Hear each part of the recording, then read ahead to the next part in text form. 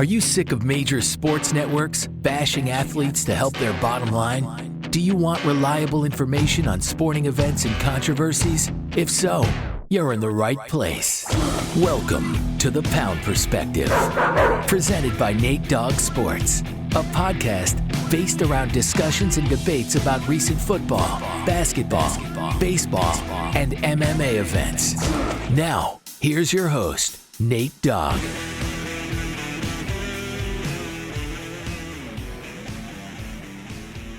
Welcome back to The Pound Perspective, episode 35. Ladies and gentlemen, got my boy here, Red, in the building. How we doing, brother? What's up, y'all? What's up? Yep. Glad to be back. And Glad to be back, man. obviously, if you're listening to this right now on Spotify, Apple Podcasts, Amazon Music, whatever you listen to or listen on, you don't realize that we have video right now. Oh yeah! Wow, it's been a struggle, but a fun struggle to finally get this to work. We got our video over here, so if you want to watch the video version, head to YouTube right now. If you got YouTube Premium or whatever it's called, you can use it just like a podcast if you want to listen as well. But go to Nate Dogg Productions and go watch the video version of this podcast right now, y'all. We're very happy about it finally working out for us. But let's talk about this, Red. We had a lot of things happen. We took a week off last week, had some scheduling issues, but, we come back this week with some fun things to talk about. Obviously, we're into that little dead spot when it comes to our sports that we talk about, even though MLB, very fun weekend. We had the home run derby, and we had an all-star game yesterday, so I watched those two events. Very fun to watch when the MLB's in that all-star break, kind of all-star period. Very, very awesome games and events, but we like to talk some NBA and NFL because we're in that dead period where it's like, all right, the draft's happened, summer league's on this happening right now. NFL is about to hit training camp. The Hall of Fame game is less than 3 weeks away, my man. I think it's 3 weeks. Wait, no, less than 3 weeks to the Hall of Fame game. That's crazy to even think about. It's like it's too late to play the old Madden. Yep. And that new 2K hasn't came out. Yeah. So it's like that's the best way to put it, because I'm on 2K and I'm just like, I'm so ready for a new game to come out because 2K. It sucks, man. The new one? It's so... Dude, I have so many things. Dude, I made buzzer beaters on 2K, and it doesn't give them to me and I went back and watched the replay. I got that crap off, and it says no, and I'm just so done with 2K. And Madden, I don't know, don't even get me started on freaking Madden. UFC said they're dropping a new UFC in September. I'm like, oh, thank God. Oh, yeah. It's been like 8 years or something like that. That's enough about video games. Let's get into it. Free agency recapping, NBA. It's over. We've had the big deals happen. Obviously, there's still some minor players out there that can still get swept up, and some actually pretty good players still available. But the big names have already made their decisions. It was a fast free agency. Everyone kind of just, that first day, they went exactly where they wanted to go. No questions asked. The big names left. The big names made their decisions fast.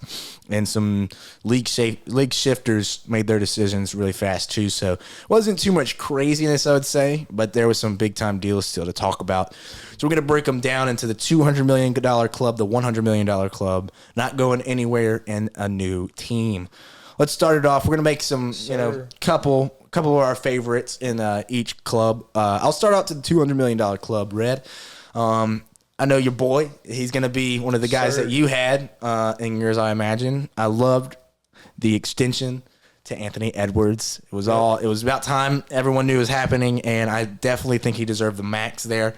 That dude's going to be an absolute star, man. He what he can do on a court, I don't even have to discuss it with you, that dude's a pure athlete and deserved. Once again, deserved. And you love to see when a guy like that, drafted where he was and kind of start panning out. A lot of people were a little questionable when he came in the league, and I was just like, man, I see it, and he's just gonna keep getting better. I think he's has potential to be a better version of James Harden, and I know the James Harden we've seen recently, but I'm talking about Houston James Harden. I think he has a chance to be a better version of that. That's the kind of scoring ability I think he can have one day.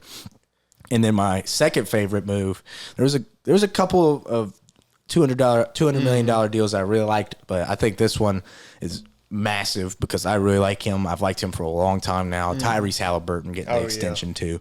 That guy I love him staying in Pure Indiana. point guard, dude. man. Pure. And I was watching a video the other day. Who's on the Paul George's podcast, and they were talking about how when he got drafted to the Kings, Luke Walton was his coach, and they were like, they drafted him, and they were like, "Oh, we're gonna mess with your jumper a little bit." And Steve Kerr called Luke Walton after they made the pick, and we're like, "Don't touch that guy's jumper. Do not touch it." So they never touched it, and now he's an elite 40% 3-point shooter, like you said, pure Giving point you guard. 20 and 10 every Dude, night. telling you, man, I love his game. He's plays the game the right way, and I love it for Indiana. You know, Indiana's kind of been, I like their core, man, yeah, for real. me too. And ever since the Victor Oladipo days, it's kind of been a little weird. What's their direction? You know, we've heard about them shipping Buddy Hield and Miles Turner, but I think right now you got an opportunity to kind of go compete over there next year, make a playoff run. You know, obviously they're not going to be winning any championships anytime soon, but go compete. You know, I like Indiana, and I love the move for them. What you got here, Red?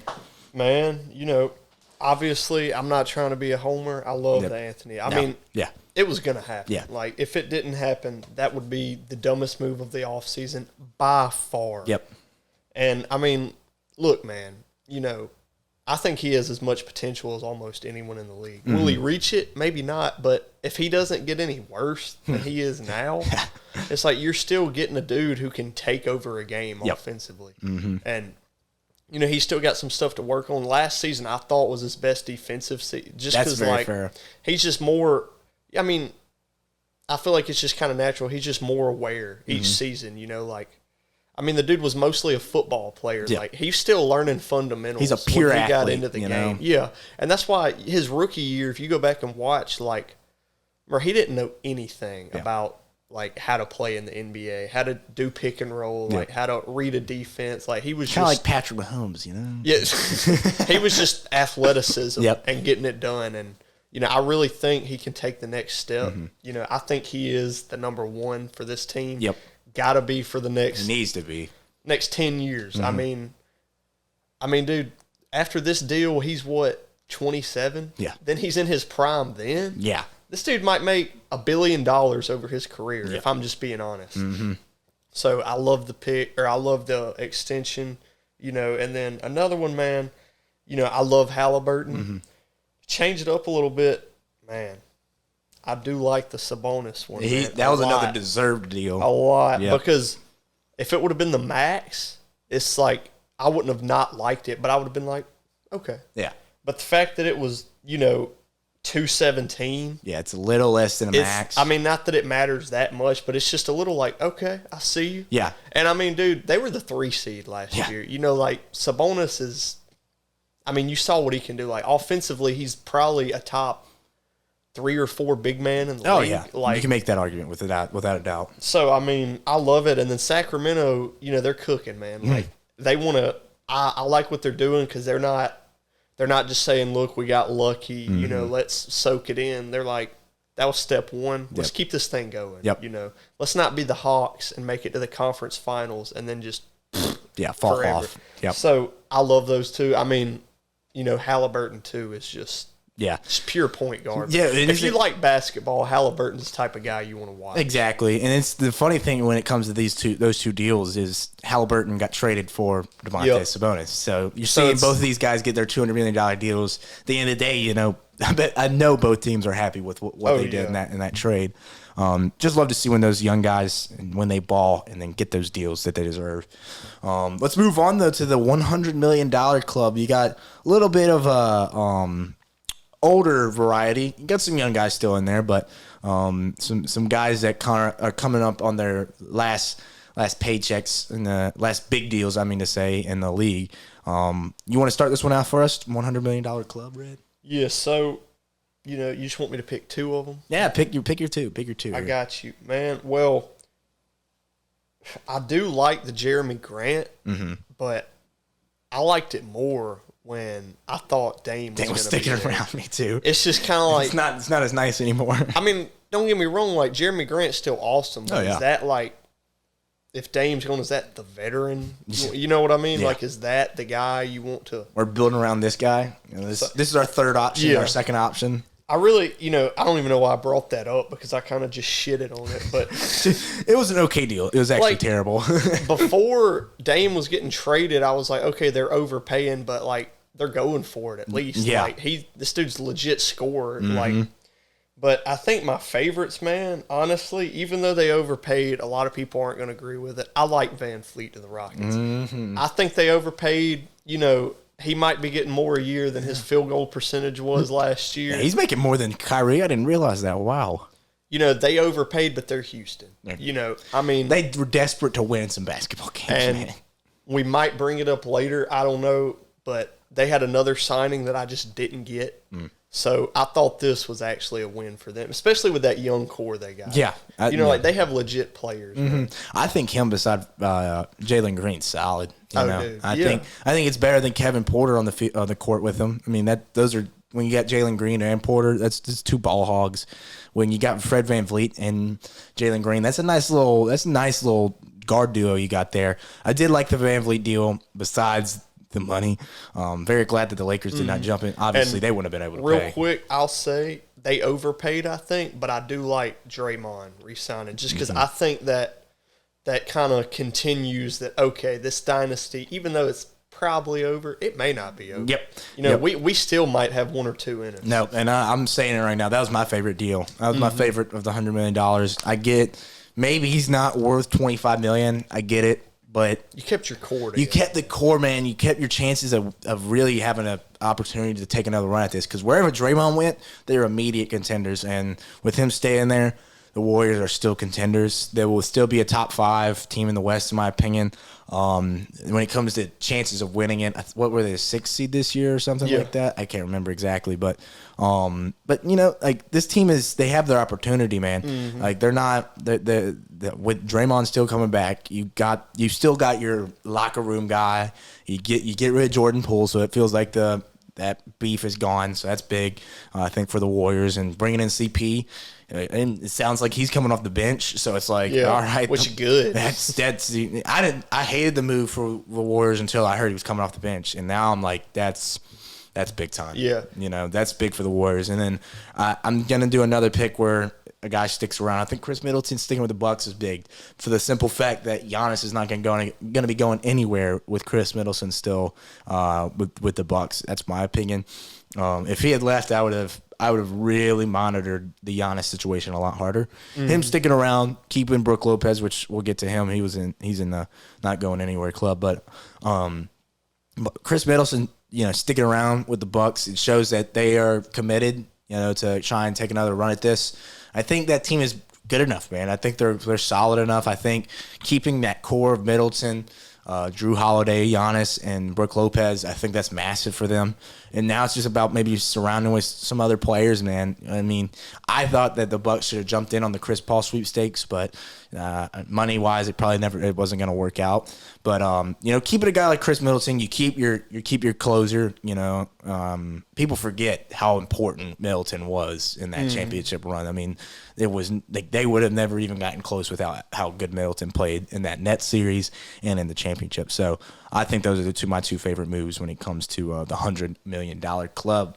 I think you need Middleton just for his defense. Yeah. Because, I mean, I like Middleton. It sounds like you're a little bit higher on him than me, but, just for his defense. Yeah. Like, that's the type you need in the playoffs. Yeah, he's one of the best two-way players in the league, know. And, yeah, you could definitely step back on his offense, but I wouldn't say he's a beyond elite offensive player, but he's a perfect offensive player next to Giannis. That's his thing. It's like next to him, he looks like a next level scorer because of where he can score and how he can score. So this is a sidetrack, but do you think the Bruce Brown? I know we didn't write it down. Do you think the Bruce Brown contract was good or bad? Because bro, I think he got his bag. Jokic, don't get me wrong, he's still going to be good, but without Jokic, like, is he worth as much as he got? No, I don't think he's worth as much as he got. 27? Yeah. I don't think he's worth what he got, but I'm just happy he got his bag. That's what I'll say. Because, in my opinion, when it comes to Bruce Brown, I think there's like levels when it comes to role players, and I think he is in that championship role player level. Oh yeah, bro! Talk about a utility. Like that dude is. He didn't even play like he did with the Nets. With the Nets, he was guarding big men. Never played point guard. Goes to the Nuggets, and then he's the backup point guard. And it's just like this guy is just adapts, bro. And I think where'd he go again? Indiana. So he's going to start next to Tyrese. I thought it was Indiana. So him and Tyrese, that's a nice little duo over there when it comes to guards. Oh, yeah. And he's a great defender, so Tyrese can kind of maybe step back a little bit back on defense. So for me, I definitely would agree that it was too much money, but I'm happy for him. You know, I love Bruce Brown. I hated him when he was with the Nuggets when we played him. But when it comes to just the player and his ability to just adapt in any situation, I love the guy. One of my favorite role players in the entire league. But let's move on. Not going anywhere. There's a lot of players in this and the new teams category, so it's a little bit harder. So I'll start this one off. I won't get too in depth. I'll start out with my Lakers boys here. I gotta give Austin Reeves and Rui Hachimura their love. Deserved. Austin with his 4-year 56 and Rui with his 3-year 51. I was shocked that the Lakers were able to pull off getting AR for as little as they did. I think Austin Reeves is fully committed to being a Laker because I do think he could have got a little bit more money. Dude. I think he could have got around 65. Dude, if you're the Spurs, I mean, if I'm the Spurs, I would have given him 4 years, 70, 80. Yeah. I'm not even like, I mean, Portland, he could have got the bag somewhere. He could have, and him just Orlando. Not even like hearing anybody out. That was the thing. Is like he just signed the deal. You know, he didn't even allow anyone to even put a bid for him. So I loved it. Bringing back Rui, I loved it for the Lakers. But when it comes to outside the Lakers, I gotta give your Timberwolves some credit. I was surprised. I was shocked they were able to bring him back. I love the deal too. I don't think it was an overpay. I think it was right in that range that we talked about. Like he deserved his money, but like he's still the backup. So let's not go crazy here. And I think he's one of the best, if not. You can argue he might be the best backup center in the league, man. I mean, and LSU boy. So for undrafted, dude, he's getting paid. He's getting paid, man. And I loved him when he was at LSU. I always thought he was going to be a good player. I didn't think he would be honestly this good. So it's fun seeing that. And then kind of a homer-ish pick. I think Herb Jones sticking around with New Orleans is massive. Yeah, because he was another guy I thought that could have went somewhere and got a bag. And, you know, the offense is a little questionable. Yeah, he's got to develop a three-pointer still. But, man, when it comes to defense, bro, he is elite at defense. Him and Alvarado on the court together, man. It's elite. I mean, it's elite. You can literally put him on your best player, and he's not going to shut down, you know, a Kevin Durant or LeBron James. That's hard for anybody. I mean, anyone in the league, Kawhi Leonard, whoever you want to say. But he is going to put his effort in every single time, and he's going to get a lot of stops, you know. I love his game. He's a Bama boy. I've been able to watch him for a while, so I was just happy he was able to get his bag. What's some players that you liked in the not going anywhere category, brother? Man, so change it up a little bit. Okay. I'm going to give you two I like, two I didn't like. Oh, okay. I like that. First one, I got to agree with you, man. I think Austin Reeves, his contract was one of, you could argue, the biggest steal in free agency. Like, that dude is ridiculous, man. Like, I honestly think he should have been more of a priority to get the ball to in the playoffs. Oh, without a doubt. And even though, like, he did step up, like, I feel like he could have done more. Like, not even that he didn't do enough that. Just didn't get the opportunity. Yes. Yeah. I mean, dude, he plays so well with LeBron. You know, they have that chemistry. Yep. The dude, I mean, when it comes to guarding, like, he's the type of wing you want, like, especially playing with LeBron. You know, I feel like even though they're completely different, I feel like he can do kind of some of the stuff Bruce Brown did on defense. Yep, and he's an effort defender. It's just this guy can shoot three. Yeah. You know, and then look, man, I'm just gonna say it. I didn't love the Rui contract. I thought it was a little bit of an overpay. I mean, I feel like, don't get me wrong, I'm not saying that Rui is not a good player. Rui was awesome last year. I get it. But I just think maybe the playoffs elevated him a little bit more. Like, I think opportunity. That was his biggest thing. Because, I mean, dude, if you look before the playoffs, he wasn't even shooting 30%. I mean, he wasn't even playing. Yeah, it's like, I mean, don't get me wrong. It's like, but I could be wrong in remembering, but did Terrence Mann get a fat contract when he dropped 37? And I think, Rui, I think, is better than Terrence Mann. But, like... I get what you mean, though. I'm not saying... It could definitely work out, but to me, it was just like, maybe I think it's a little too soon. Someone was going to... I think that was a situation of, if Rui got a big contract, he was going to take it. Like, he would have left. And I think the Lakers were like, all right, we got to throw him something pretty nice. No, I would definitely agree. When I saw we re-signed Rui, I was like, oh, yes, Rui's back.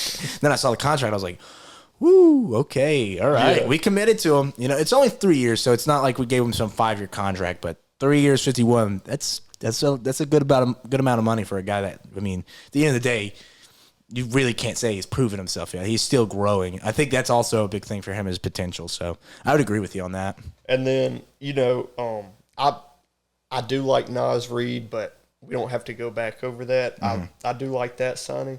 I think Harrison Barnes is a little bit of an overpay. Look, I like Harrison Barnes. That was one of my least favorite, bro. I like Harrison Barnes, but to me, they're paying him because he's the veteran on a rebuilding. He was that, I feel stupid. What's the dude for the Heat? Haslam. Yeah, he's obviously different styles, but you know what I mean? Like, just that veteran that they have in there. This dude's been there through their entire rebuild. Yep.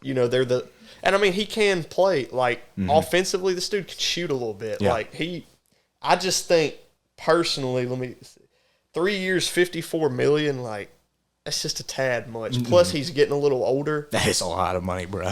So that's a lot of money for a dude that couldn't make a shot in the freaking finals. Yeah, that's the thing is, like, he's been there so many times, but has he really played any, like, a lot of big games? I mean, has he? And he has played in the biggest, but what kind of impact did he make? Yeah, bro? it's like he literally had one of the worst finals performances I've ever seen in my own eyes, bro. With the Warriors, man, it was terrible. It was so bad. Now, I would 100%. I wanted to ask you, these two guys, what's your feelings on the Brook Lopez deal first, and then what's your feelings on the D'Angelo Russell deal? Dude, so I'll say this, D'Lo, I kind of like the numbers, but that is the prime. We're trading this dude for cap room in January, in my opinion. That's what it felt like to me. If it doesn't work out, you think? But I think, like, just because, man, the Lakers always seem like in the middle of the season, like, it just feels like they're going to get a guy. Like, bro, in January, you could flip D'Lo, Rui, and it'll be resolved by then, but what if you go get Kyrie? Yeah. What if you flip, D'Lo, Rui, it'll be resolved by then. What if you go get Dame with that? Like, I just feel like it was a contract, that fit his play, but also, like, that's such a tradable contract. Yeah, you know what I mean? Better than his old contract. That's for dang sure. Yeah, so it's like, and we don't have to. I was just happy it was under 20. That was the number. It's like, if it's going over 20, I'm getting a little like. D'Lo's the type of dude, man. He'll literally make you mad the more you watch because it's just like, dude, don't drive in, dude. Taking these contested mid-range shots it's off one leg. You're not that guy, bro. He'll drive in, like, stutter, and then just fade away off one leg. It's like, what are you doing? And it won't even hit the rim. It'll just hit backboard. It'll hit that, like, spot with the backboard and the rim connect. It won't even, like, it'll go like, I don't know, man. But I don't want to just hate on him the whole time because I do think he's a good player just for what he was getting paid. Everyone that has had D'Lo on their team has the same exact feelings about him. He will come out and ball, and then there'll be games where he just is. You just don't want him with the ball in the fourth quarter. No. I mean, he didn't play any fourth quarter minutes for us in the playoffs, and that was for the reason of that. If he's like your third scoring options a lot of nights, okay, you know what I mean. But and then another one I did like. It's Karis LeVert, man. I thought it was a solid. Yeah, I mean, it's a solid deal. You could say they overpaid a little bit, but did they really? I was looking at it. It's only 16 a year. Well, it's just I feel like last year he was inefficient. I mean, just in terms of what he usually is, but also, like, they don't really have, I feel like, anybody on that second group that can just score the ball. Yeah, that can just, get the ball and make their own shot. I mean, you bring in Max Strus, that is not his game at all. You know what I mean? He's staying in the corner, man. So I actually kind of liked it. No, I like that deal too. The numbers definitely help. I've always been a Karis LeVert fan too, so I would definitely say there's some deals in there that were. No, I didn't really think there was any like crazy bad deals. I think Russell Westbrook for 2 years, $8 million is crazy too. That's cheap, think it's kind of solid, man. Dude, that's cheap, dude. If he's your point guard. You know, you're not going to make a run, but you'll win at least 30 games. Yeah. Like, bro, if Kawhi and PG's not there, he can win you games. You know what I mean? He's not. Everybody knows about Russ by now. He's obvious. If you think Russell Westbrook is even close to even, I wouldn't even say he's above average as a player anymore. Like he's just not. But he can still do some of that. It's that all gritty effort, work, man. It's all effort. That was the biggest thing with him is like you can't even like if he's on your team, it's so hard to hate him, even though he does so many stupid things. You gotta respect the effort, bro. And the Clippers were starting to figure it out with him late in that season. So I'm happy where he goes. If he's going to the Clippers, hopefully he can destroy that team for me. But they were starting to figure it out. But let's move on. Let's get to these new teams for players. There's a lot of big deals when it came to going to new teams. Big money being thrown around. So I'll start this one off because I had some. I've got some ones that I really wanted to get out of the way. First, just want to throw it out of the way. Lakers signing Gabe Vincent. Love the move. I did not expect that one. That was the most unexpected move when it came to the Lakers. I like the money too. Yeah, 11 a year. Undrafted kid, and I said it in our preview pod for the finals. He had to be their most important player in the finals, and he played very good in the finals. I'm happy he got a bag, and I'm happy he's with my Lakers. But when it comes to big moves, I will say. Like you said, we're not going to stick on the guy forever, but I think Dante DiVincenzo to the Knicks is a good move, though. The money was a little. I wouldn't say undeserving, but I mean he just didn't. I didn't see him enough to warrant a $50 million deal, I guess. But I love him as a player. I've always liked him since Villanova when he came out in the finals and couldn't miss a shot. I mean I've kept up with the guy for a long time and. Before his injury when he was on the Bucks, he was a baller. Like he was really starting to come into his own. If he never got injured, he would still be a Buck. He'd be a starter, and he would be a different player, I think. And then the two other deals that I really liked, I love the Max Strus deal. I think that was really good for Cleveland to get a shooter, a guy that's his role. He knows his role, and he's going to just keep getting better at it. And I think this is a massive move. In keeping a Kyrie in Dallas is getting a Grant Williams. Love it. I love the deal. I think it was perfect money, and I think fit-wise, he's going to be a starter for that team. Fit-wise, with a Luka and a Kyrie, come on, man. That is such a good fit. That's just the type of dude they need. This is exactly the kind of guy they need. When he was rumored to be moving on, like being in a sign and trade, I was like, Dallas needs to be in the sweepstakes. Like they better be the number one team to go try and get that guy. I wanted them to get Draymond, but not that they are similar, but they both kind of provide the same type of thing. Yeah. Besides the playmaking, it's just that gritty defense, and I mean he's a good shooter. I mean that dude, he will sit in the corner and make some threes, man. So I love those moves when it came to new teams. You got some? Man, so this is I'm gonna start off with a small one. All right. It's kind of small, but dude, I actually really like Eric Gordon to the Suns. Hey, I don't know where they got the money. Hey, that's probably why it hadn't been disclosed yet. They're like, look, man, we'll give you all the details next week. Like, we still got to figure this out. It's a little lethal, bro. That was a steal for them. And then, this is another smaller one. I like Jackson Hayes to the Lakers, man. Yeah. Look, I mean, the Lakers needed it. We have no centers. Look, he's not.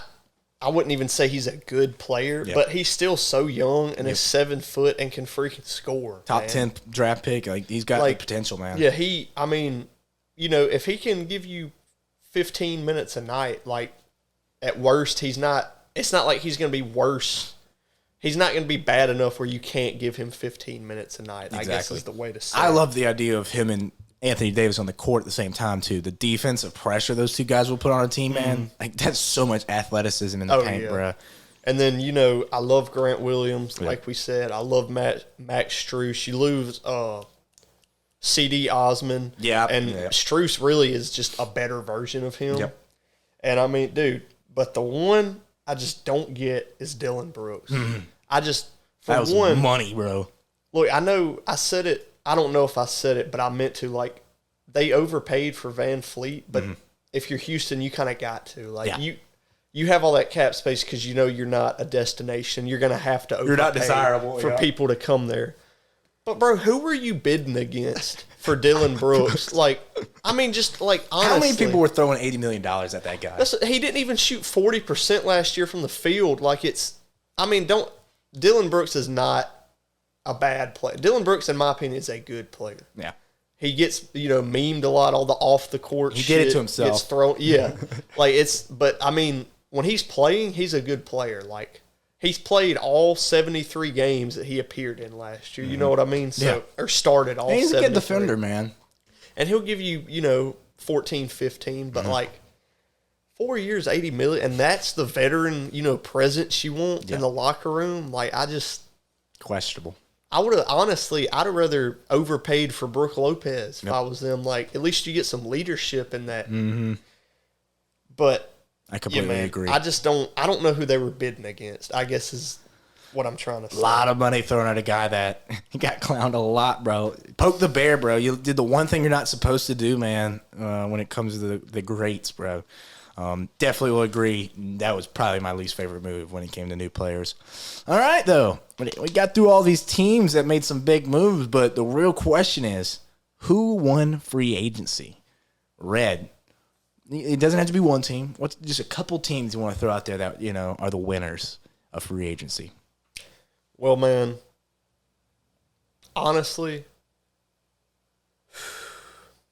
I think the Lakers are up there, man. I mean, they're one of them, I think.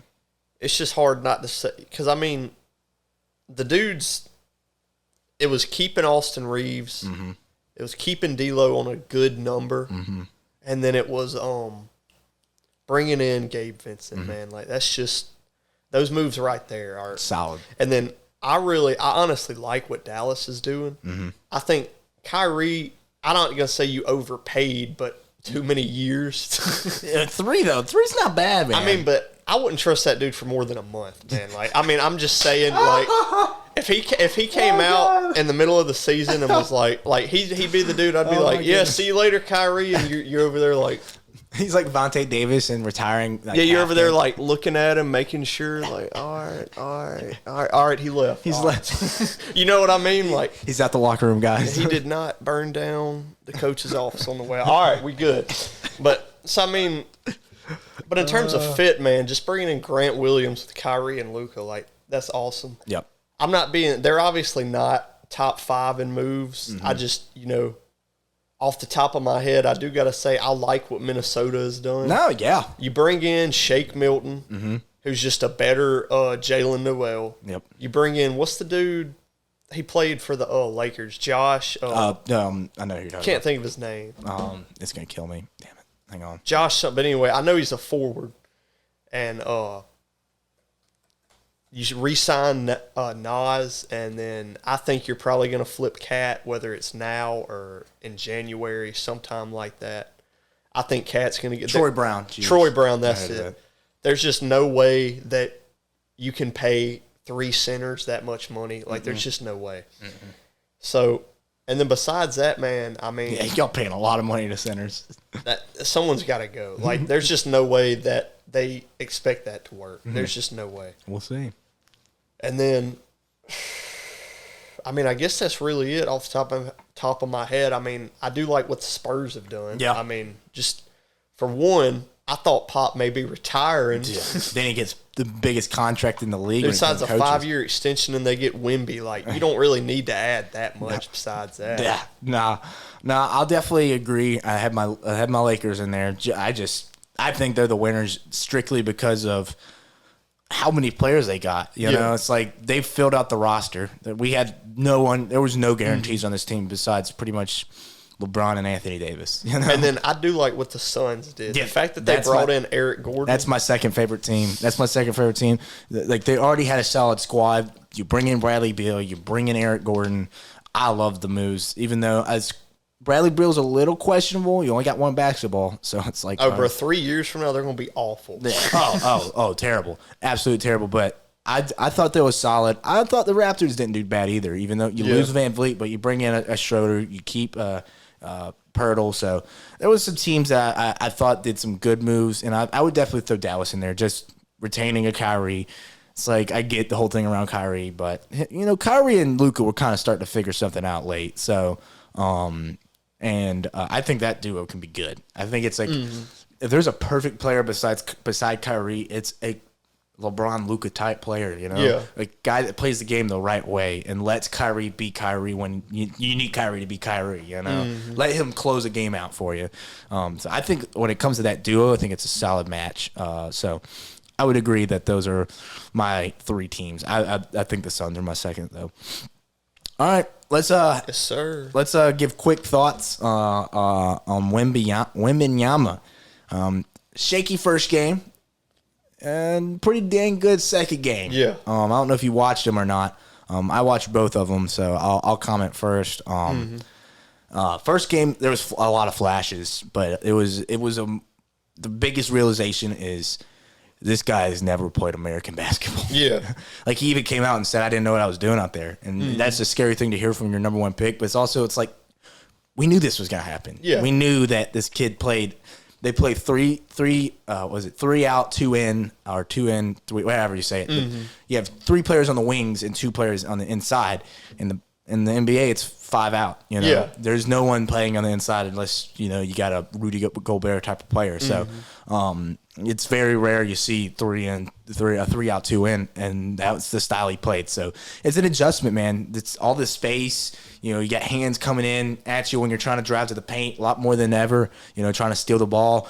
The biggest thing though in that game too is that he's got that Jokic in him, man, and he's not going to play like Jokic ever in his life, but he's got just a natural ability to pass the ball and play make, and that dude's handle for a 7'4" guy, bro, it is unreal how good he can dribble a basketball.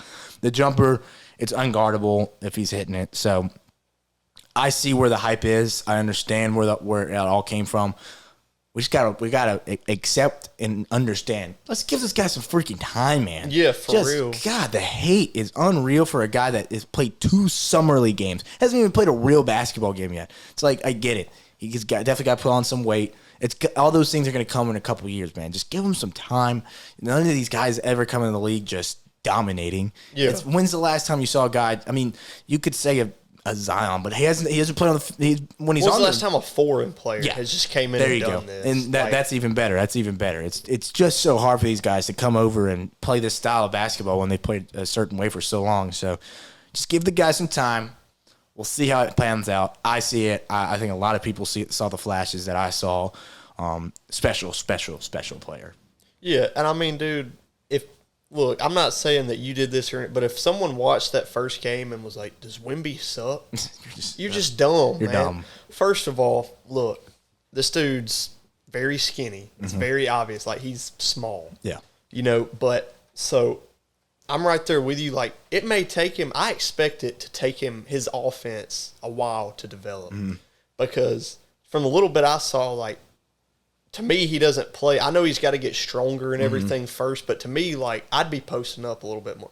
Dude, him on the block posting up, if he gets a fade, there's literally, he's going to be able to shoot over everybody. Everybody. So, I mean, him on the right hash, like, you know what I mean? Like, it's just, once he gets a hook shot and then paint moves, like, he's going to be unguardable, even if he's small. Yeah. Like, but so that's going to take time because, like, you can tell one thing I liked about him was, like, he did not want to go into the paint. It's just he's more comfortable, I feel like, playing more like a KD. Yeah. You know what I mean? And I just don't feel like that's his like, in his career, it's like, it's cool, it's awesome that you can do that.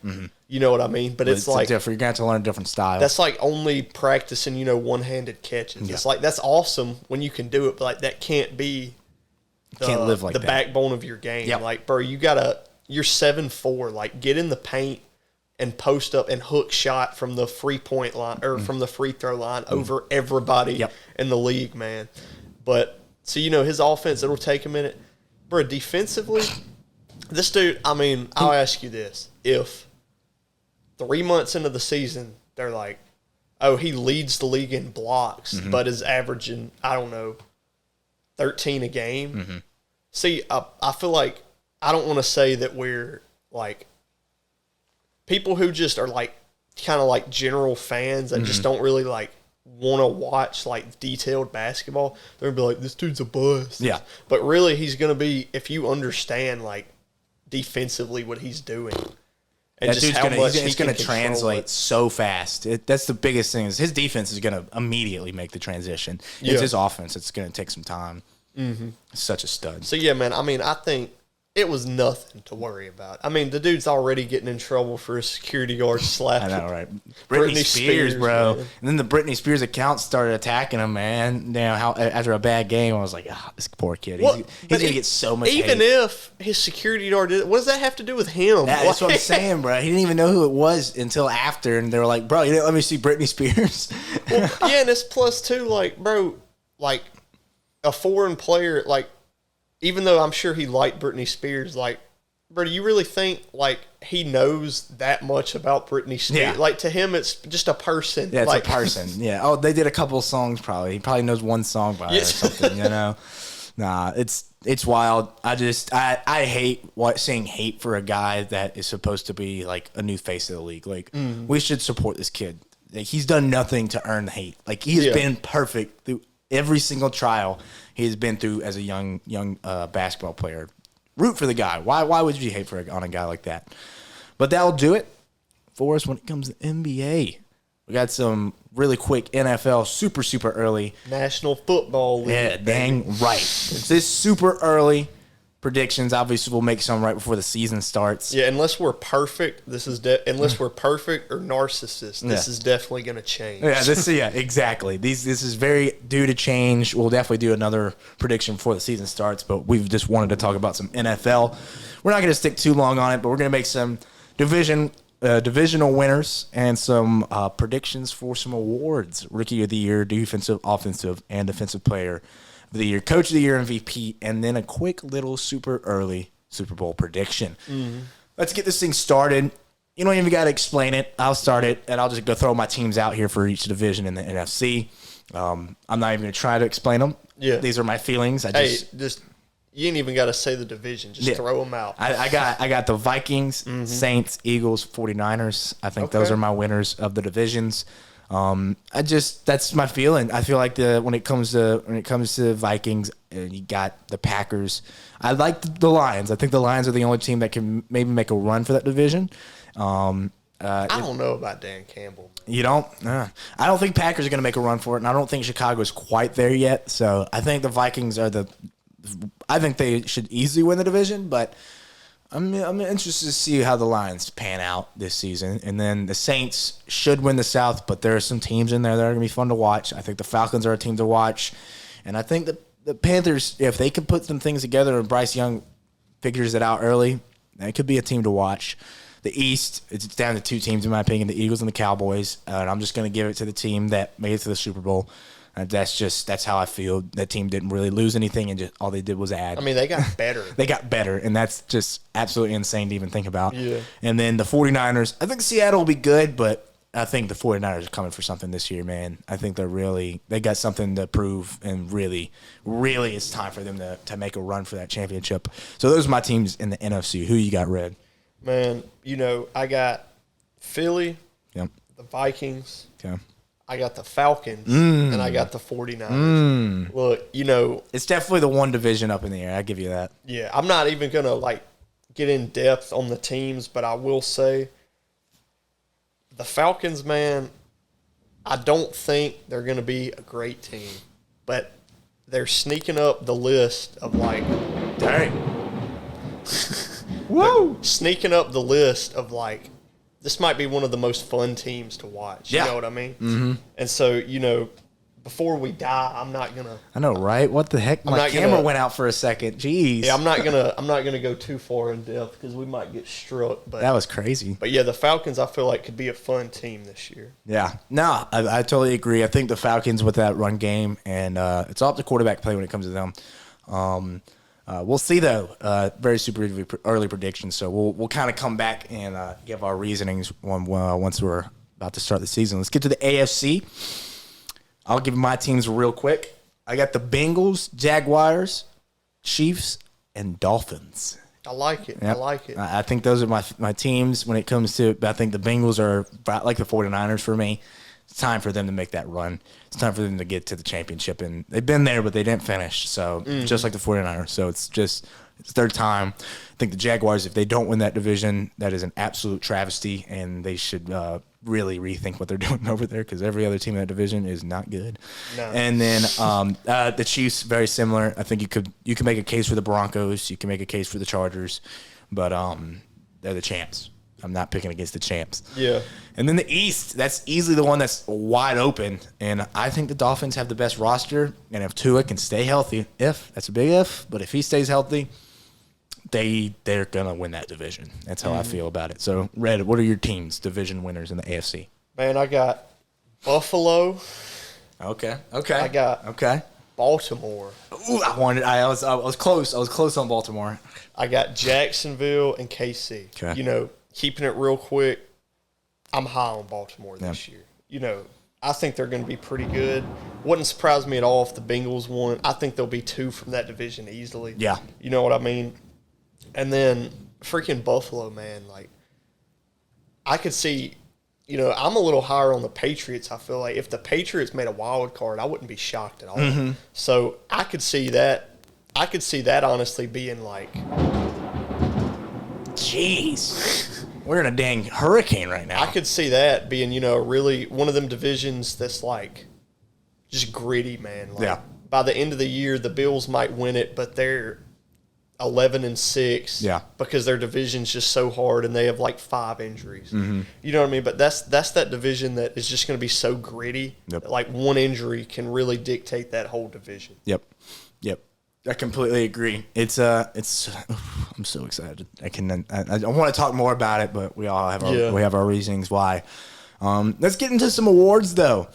We just kind of passed the draft and stuff. So in April, we made our predictions and stuff for that, and did our fantasy our actual live stream for the draft, and it was so much fun. So we're gonna make some predictions when it comes to these guys.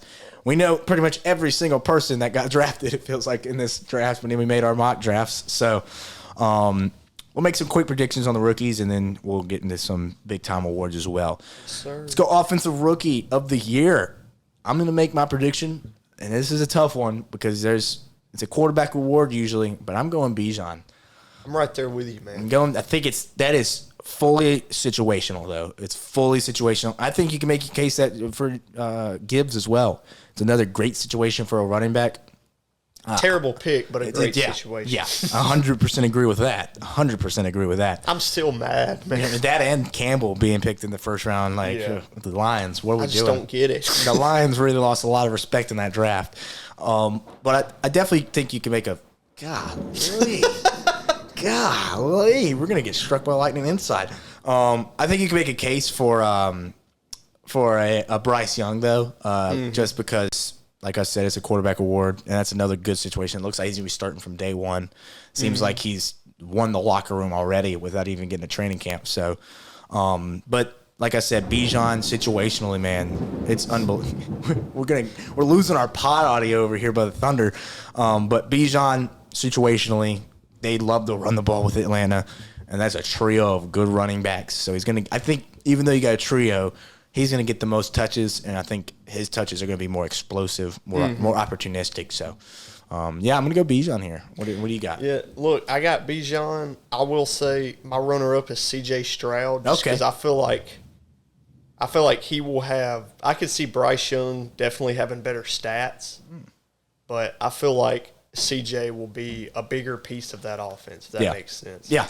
And, the only thing that worries me about Bijan is they have so many running backs. I saw someone on Twitter make this point. Bijan could be that dude who finishes with 14 or 1,500 all-purpose yards, or like 1,800 all-purpose yards, but he only has 4 touchdowns because they got to the 2-yard line. Algier ran it in. Yeah, that's the only thing that worries me is like Bijan being that 1,200-yard rusher with 3 rushing, and Algier being 450 yards with 7 touchdowns. Yeah, like how Jamal Williams was last year. Yeah, exactly. For the Lions. So that's the only thing that worries me. But I mean, dude, in the receiving game, like if this dude doesn't get at least 50 catches next year, it's just because you were purposely not. You were trying to conserve him to run the ball. Yeah.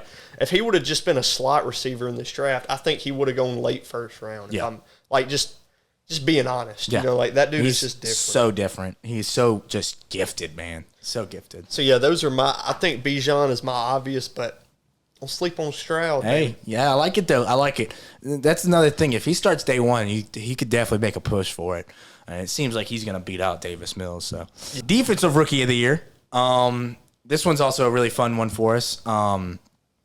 Because you got some really, really good players, high draft picks. So I'll start this one off. I think a lot of people are going to pick a certain guy with the Texans, but I'm going to go. Very easy pick. It's a very easy pick, but I'm going Devin Witherspoon, man. Hey, I like it. I think a cornerback. This is a cornerback's award. In another good situation, he's going to be the leader out there. So, and he won't be the number 1 corner, but he'll be. He'll get all the opportunities against the number 2 guys. So. I think it's not just another situational thing for me. I like Witherspoon. We've talked about him a lot on this pod. So, yeah, I'm going Witherspoon here over Will Anderson. I would have Will Anderson as my number 2, though. I like it. Yeah, man. I wrote down the same thing. Will Anderson's the easy pick. I mean, he could come in. He's probably going to come in, be at least decent in the run. It might take him a little bit to develop, and then at least 9 sacks. Yep. Like that's just. I feel like it's just going to happen. That's what's Not saying that if that doesn't happen, he's a bust because to me sacks are very overrated. Yeah. But the dude was the 3rd pick in the draft. Man. And the year that his best year at Alabama, he led the country, and I think he almost broke the record, if not broke the record, in tackles for loss. So it's not just sacks what he does. Exactly. So. That's the easy pick, man. I'm going another corner. Christian Gonzalez, baby. That's another good situation, man. Dude, that's one of the best picks in the first round, in my opinion. And, you just look at that scheme. Like, he's a zone corner playing the number 2 role over there.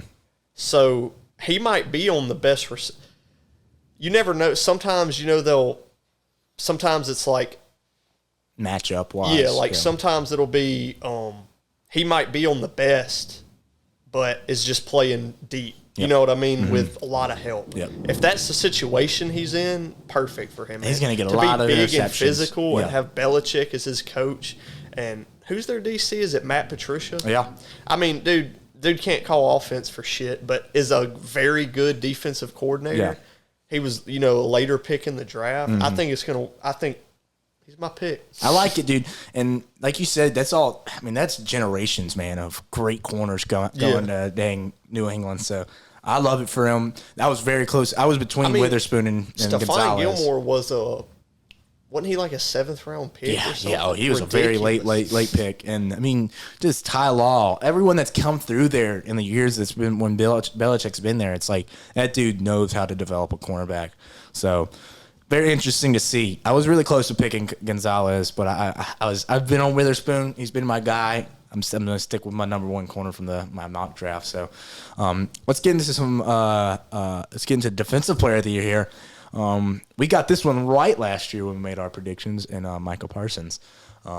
Is my man going to come back? Is your guy going to come back and win it again? Baby. Repeat? Oh, cut it right there. He's repeating. Okay, I'm not going to say he's going to repeat. I think this is another thing where it comes to.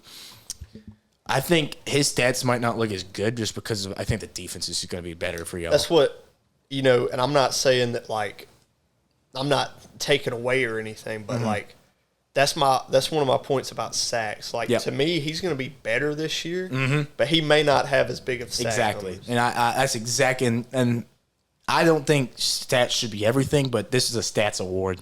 They give it to the guy with the stats, man.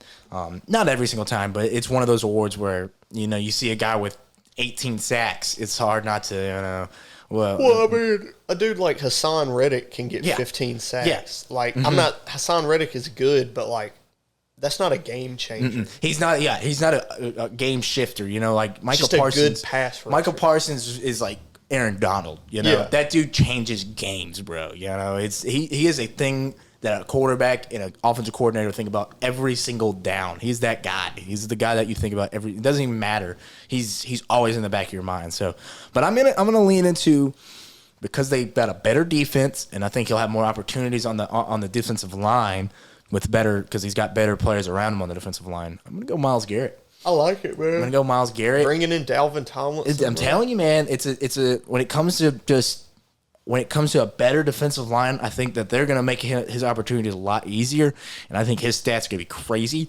Staying healthy, obviously, big thing, and I think Nick Bosa has an opportunity. I think the 49ers are coming for something. Nick Bosa is an absolute stud, and if he can stay healthy, man, that dude, he can prove that he's the best defensive player in the league. I mean, that award feels like it's like flip flops every year. It's a T.J. Watt, then you throw in Nick Bosa, and then you have a Myles Garrett, and then now Michael Parsons is like, hang on now, and Aaron Donald's like, hey, I haven't retired yet. So it's so. I mean, difficult. If you told me a dude like Sauce Gardner won it, I wouldn't be surprised. Hey, a lot of haters out here for Sauce, man. Did you see the rankings that came out, coaches, execs, and stuff? And I think it was It was Asante Samuel, bro. That was so. No, and then you see Darrell Revis got on there beefing with Asante Samuel. Good. Like, dude, what are you even talking about? He even said that Darrell was overhyped because he played for the Jets, and I was like, dude, Revis the Jets, man. Okay, Revis Island. Are we seriously gonna really question that? So we could talk about that all day. That's unwarranted hate, bro. I can understand if you don't think he's the second best corner, but to say that dude's not a top 5 corner just means you didn't watch football. Him. You didn't watch him. I'm sorry. That's just. He is a top 5. I think it's valid to say he's number 2. Now look, Asante Samuel's son is a very good corner. Hey, he's a good corner, but he's not better than Sauce. No. And there's no way he actually thinks that. Hey, being a good father, I respect that, but you're crazy, brother. You're crazy. Let's get to Coach of the Year. This one's a fun one for me. There was a lot of big names, and we got this completely You want to wrong. do Offensive Player of the Year real quick? We'll do Offensive Player. Offensive Player of the Year. Let me throw out my 2 real quick. Okay. So I got 2. I don't know why, but I feel like it's going to be one of these 2 guys. Okay. Garrett Wilson or Jamar Chase. Oh. I don't know a running back. It's hard for a running back to win that because award. I love McCaffrey, man, and he's going to have a full offseason with that team, but also they have so many weapons that it's like he doesn't have to. It's not going to be that guy, and it's like I would say you could throw with Jonathan Taylor, but they're not even going to be good enough. It feels like for him to win the award. And even then, like he's getting older. Their line isn't as good. I think you could throw a Nick Chubb in there. Nick Chubb in there. No, Dude, for real, I almost wrote down Nick Chubb. My only problem is I don't think Cleveland will be that good. Yeah. So it's a tough division. If they're like 8-9 and he's got 1,800 yards, which is possible, then you can maybe make the case. Like, would they give it to him though? They would have to make the playoffs, right? Yeah, they have to, and he would have to be like the biggest reason. But dude, I think Nick Chubb. He's the best running back in the league, in my opinion. Yeah, I think so. I love Nick Chubb. He's so underrated. It's like not even underrated. It's like underappreciated. Everyone knows how good he is. It's just he doesn't get the Derrick Henry love, When Derrick Henry was dominating. He has no media hype at none. all. Absolutely none. I mean, you're in Cleveland. I get it, bro. Yeah. I'm gonna say Nick Chubb or Justin Jefferson repeats. I like it. I think that's it. I think those are my guys when it comes to Offensive Player of the Year. Oh, man, that's a tough one. I like it. Who's your Coach of the Year? I'm going Sean Payton, man. I'm big on the Broncos. I think the Broncos are going to make a big turnaround. Don't think they're going to win the division. I think they're going to be number 2 in the division, and I think they could really make a push at that 5 seed. People just, I get they were so bad last year. But that was purely coaching. When you look at the roster, you're like, this is a pretty good roster. And these are it's gotten better. Like Sean Payton's brought in some good players. good players to his scheme. I think they got Pirine, I think. Yeah. So it's like, dude, that's a perfect backup running back. That is like Sean Payton 101 right there. That kind of a running back like him. So, I don't know. I think what Sean Payton's going to bring when it comes to a culture and when it comes to that roster being, in my opinion, very underrated. The Chargers are going to be a tough out when it comes to being that number two in the division. But I think Sean Payton is the guy when it comes to shifting a culture, especially a culture that was so run down as their culture was last year. So Sean Payton's my guy. I like it, man. I got two, all right? And then I have a wild card. Okay. So the main two, I like Doug Peterson and Kyle Shanahan. Okay. If Kyle Shanahan wins that division, yeah, and I like Doug a lot. Goes through two different quarterbacks, like Doug a lot. With Brock Purdy and probably Sam Darnold, maybe even Trey Lance, or vice versa, Trey Lance, maybe even Sam Darnold, or if you get to the playoffs and win that division with three different quarterbacks, look, I know they got the players. Kyle Shanahan's the one who went out and got them. Yep. Eventually you got to give this dude credit for doing his job well. When do we just accept it that he is probably the best coach in the league, man? Like when it comes to X's and O's only. X's and O's, man. I mean, that guy's system. I mean, if I wanted someone to draw up a running scheme, it would be Kyle Shanahan. Yeah. I don't want to disrespect Andy Reid. That he's a champ. So it's like I don't want to go out there and say he's not the best right now or Bill Belichick's not the GOAT, but it's like people who don't have Kyle Shanahan even in their top 10 is just ridiculous. Oh, you're a mental. You're just ridiculous. Come on now. You're in outer space with that one. I don't even want to listen to you if you're saying that stuff. So I like those two though. I really like Doug Peterson there. Hey, what's that wild card? Wild card. Just because look, I think we talked about it on the last pod. Okay. Sean McVay's the wild card for this, man. Look, all I'm saying is I am not on that. All I'm saying is if San Fran is bad, like if say Brock Purdy, doesn't come back till week 10, and he's not and the same Trey player. Lance is kind of doo-doo, or Sam Darnold and Trey Lance, say they're 500 at week 10. All right, Seattle. I don't think it's a guarantee Seattle is going to be as good as they were last year. I don't think so, but I think they will be good. But if you told me they went 8-9, it wouldn't surprise me. All I'm saying is if Stafford stays healthy, Cooper Kupp stays healthy, I think this team could make a wild card, man. I'm not with you on it. Okay, I don't blame nobody for hating them because they're 2 players away from being just terrible. Yeah. Just awful. But it's just, man, I feel like McVay could have walked away. And he didn't. And I feel like Aaron Donald could have walked away. It makes you question some things, that's for sure. I feel like they got something cooking, man. I'm not saying that they're not gonna win the Super Bowl or nothing, but I would not be shocked if the Rams made the playoffs next year. I wouldn't be astronomically shocked. I got a weird feeling they're going to be bad. So I'm on the other spectrum when it comes to how you feel about them. So no, I don't mind it. I mean, Sean McVay, when it comes to great coaches, I mean, he's on the top of the list as well. You could say a lot of things about the guy. I know they've had a Super Bowl hangover and stuff, but when it comes to another X's and O's guy that understands the sport and a motivator, can build a roster, Sean McVay's up there. So I can't hate that one too much. All right, let's get into our last two and most important predictions. MVP and Super Bowl prediction. Let's go with MVP first. I'll hit you with mine. It's about damn time he's got his. It's Joey B time, baby. Joey Burrow is going to win the MVP and a little bit of a sprinkle in. He's going to lead his team to the Super Bowl as well. Okay. So I got MVP Joe Burrow winning it this year. Man, look, I like it. My MVP, Justin Herbert, baby. Look, you bring in Kellen Moore. I like it. You bring in Kellen Moore. Okay. I think, look, the Quentin Johnston pick, say what you want about it. I mean, at worst, he could be a red zone guy. You know what I mean? They have the biggest trio of receivers, bro. Keenan's 6'3", Mike, Austin Eckler, Mike Williams. Mike Williams is 6'5". Austin Eckler has not been traded yet. Nope. You know what I mean? You gotta find a way to keep that guy, bro. That Gerald Everett, solid tight end. solid. I think he's up there with like Dalton Schultz, Yep. and he's right outside that top 5. dude, you know what I mean? he is a perfect fantasy tight end. If you can't get one of the best guys, dude, he was so legendary for me. Consistently like 9.74 That's what I'm every saying. week. Getting that 10 every single week, bro.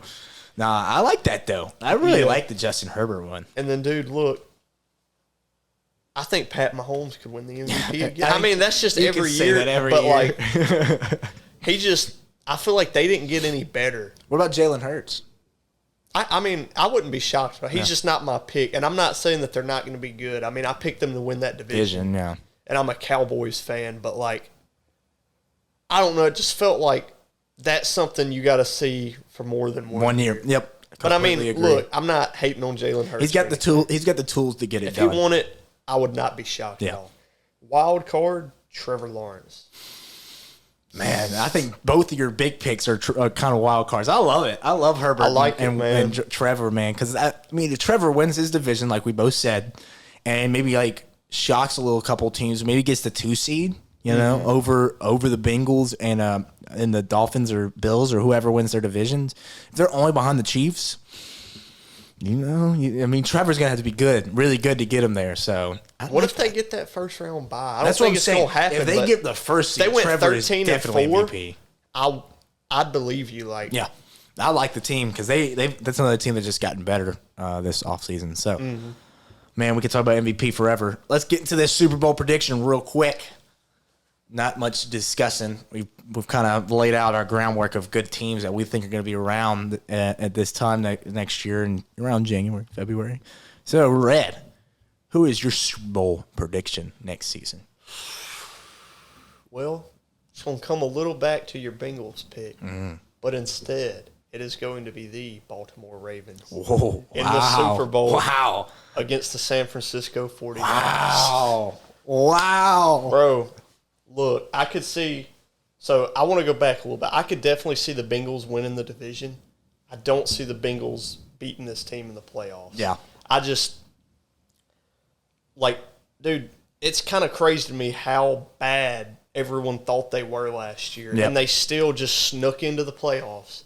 John Harbaugh, you know, for him and Mike Tomlin are like the perfect, just rivalry in a division. Like, just because they're the same type of so coach. beautiful. You know what I mean? So many good games. Like John Harbaugh's, I think I mentioned him last year on kind of this prediction pod. Like, he's a dude, I think he's a dude every year you could throw him into. Maybe he wins Coach of the Year. Yeah. He's just been around. He's won a Super Bowl. Like, he knows what he's doing.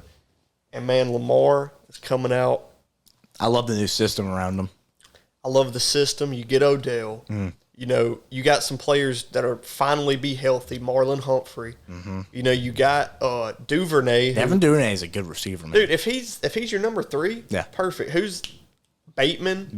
He was hurt last year. Hey, Rashad was a legit one for a little bit, you know. And, I mean, at running back, they got J.K. Dobbins. They got J.K.'s good. Gus Edwards. Yep. So, I mean, they got pieces, man. Never mind. I was thinking of somebody else. And Mark Andrews, you know? Yeah, I mean, he's getting older, and even then you got, who's that other dude they draft? Isaiah Likely. Yep. And then this is kind of not a lot of people's going, but I just remember him because they were talking about him going to Dallas maybe. You know Charlie Kohler, their third tight end, played at Stanford. Interesting. That dude, I think he can play a little bit. Okay. Like, he could get you 300-400 yards this year. And then San Fran, man. Just San Fran. San Fran, bro. It's just San Fran. Like, Kyle Shanahan is the freaking, I don't even know how to describe it, man. He's just like, he gets in the playoffs and it's just a different mode. No, different. You know, like he knows how to win. His whole system is set up to win in the playoffs. Yep. So if you want to look at his win percentage, crazy stat, going into last year, he had a worse winning percentage than Lovie Smith going into last year. Wow. But playoff success speaks for itself, man. Like, that's what I'm not saying the regular season doesn't matter, but it does. You can't act like it's 50-50. Nope. It's clearly the postseason matters more. Well, that's what separates good coaches from great coaches. Exactly. Bro. You know, that's the biggest divide when it comes to good to get to great. So, you know, look, I told you before the pod, this may not be the most logical pick. I'm just going with my heart. I don't know why, man. I feel like I like that Odell pickup. Who did they draft? Addison? No, they didn't draft. That was Addison. Vikings. Yeah, who did the Ravens draft? They drafted the corner, right? Right? Ravens. I'm blanking on them. Let's see, draft pick. Let's look real quick. Zay Flowers. No, it was Zay. It was Zay. So they got Zay. My fault.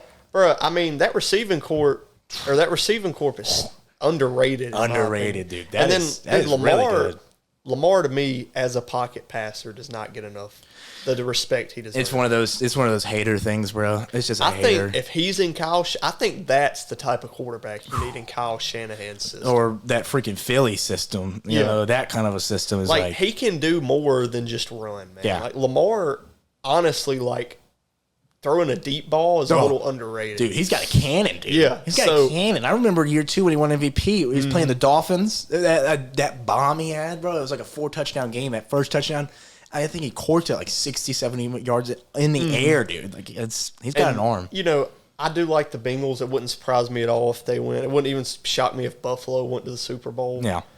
But I just like, to me, it's really close. Mm-hmm. And it probably shouldn't be, but to me, it's close between Baltimore and Cincinnati. And that coaching edge, I just got to give it to Baltimore. Hey, man. Like, I like it. I like it a lot, man. I like it. What you got? I'm right there with you, man. When it comes to the NFC, I got Bengals versus 49ers, dude. Okay, that was easy. The hey, NFC either was way, easy, it man. would be a great game. No, amazing game. I won't even get into it too much. I think the Bengals. I think that my thing when it comes to these two teams, they're both in the same exact situation. It is their time to win. They've been there. They know what it's like to be in the Super Bowl. They've got enough talent on both sides to get there. They know it's their year. You know, the Chiefs have gotten theirs. You could say Philly, they're still looking for it, but it's like they taking that year off. It feels like, you know, those teams, when they make it, it feels like those teams like take a year off and then they're back. You know, and I feel like that's what Philly might do. Even though we have Philly win the division, doesn't Plus, mean their that division's good. I'm not just saying that as a Cowboys. That's what it's like. It's no guarantee they're going to beat the Cowboys out, you know. So it's going to be a dogfight just to win the division. So I think these two teams have are playing for the most, and that's a cliche. All teams are playing for a Super Bowl, but it's like when it comes to they've been there, they've tasted it. They were literally both teams were one pass away from being Super Bowl champions. Jimmy Garoppolo doesn't miss that pass, and Aaron Donald doesn't exist. The Bengals and 49ers win those Super Bowls. So it's one of those things where it's like these two teams have tasted it. They have got the talent, and they've got the most. They're playing for the most, it feels like to me. So, and that Super Bowl would be absolutely fireworks. So, Bengals 49ers for me. Won't get too much more in depth than it. I like it. All right, brother, that's going to do it for us. We went a little bit longer than we thought we would, but we had a lot to talk about, man. Once we get on here, we're like, we're gonna cut it short. No, we're gonna keep doing it. No, we're gonna be doing what we always do. But thanks everyone that watched and listened. Once again, like I said at the beginning, we're on YouTube now, y'all. Go watch our full episodes on YouTube. We'll be making clips as well for social media and stuff. So check out that and give it some love. Nate Dogg Sports on Instagram and Twitter, and Nate Dogg Productions on YouTube and Facebook, as well as Twitter and Instagram as well. So follow us. Stay tuned. We'll be back. We got some news, obviously, that'll be coming around. We'll be making some changes with the pod and stuff. We are not in full guaranteed mode yet, but once we know everything, we'll let everybody know the future of the Pound Perspective and Nate Dogg Sports. But as always, we hope y'all enjoyed episode 35 of the Pound Perspective. Thanks again for listening to The Pound Perspective, a breath of fresh sports.